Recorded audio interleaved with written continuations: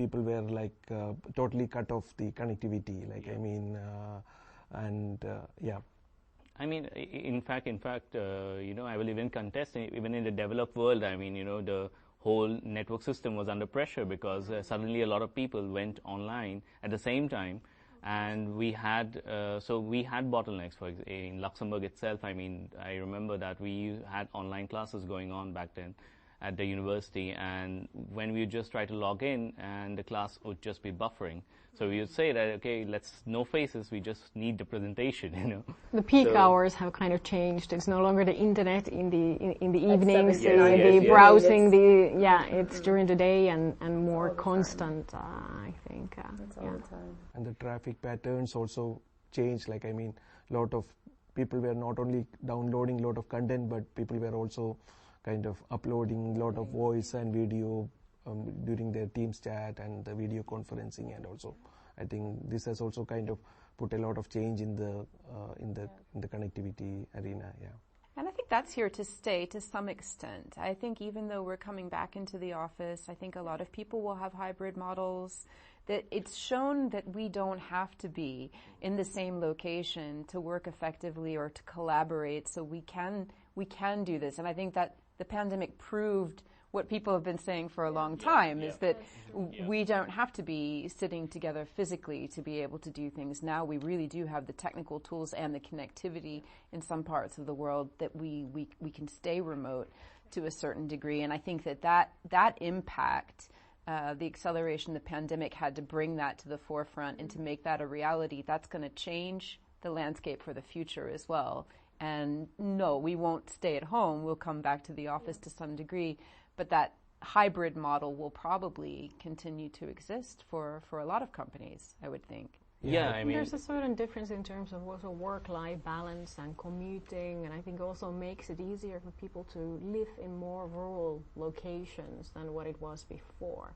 I think it has had a big impact in terms of, well, everything, just from real estate market to how we see, how do you do things at home, how do you you can put your laundry on, you can do a couple of things during the working hours as well, and manage that balance maybe easier than what you did when you had that 1 hour commute to office.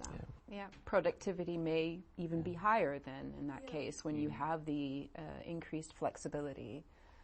In my home country, I remember, like, I mean, a lot of my friends who are working in the urban cities like Mumbai and Delhi, they all went back to their rural homes or villages because they no longer need to kind of stay in the city to work. Like, I mean, they can go back and work from their natives, and this has also kind of changed like the economics of working, and as well as kind of, like, I mean, did a lot of impact in the economy, macroeconomy, like, I mean, the rents in the urban cities, like, I mean, the connectivity requirements in the rural areas, everything.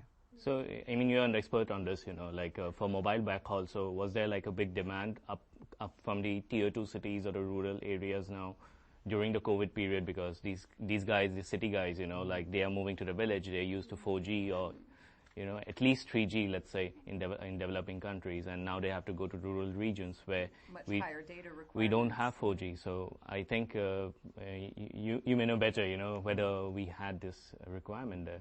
Yeah, and that's exactly what happened. In fact, in the recent GSMA conference, like, I mean, the statistics came, like, I mean, the traffic almost increased like 50% during this COVID pandemic, and this is not even, like, I mean, not only the statistics we see, but a lot of our customers have come back to us asking for more capacity because we provide a lot of connectivity in areas like the islands, the Northern American region, in the Alaska region, where people live, like, I mean, 800 kilometers away from the nearest fiber network. So this has happened, and there has been incidents where we could kind of flexibly provide more connectivity capacity to the customers. So we were kind of in a position where we could rapidly raise to the occasion and provide more connectivity to the people where they require. But the government also did many programs, right? Like, to aid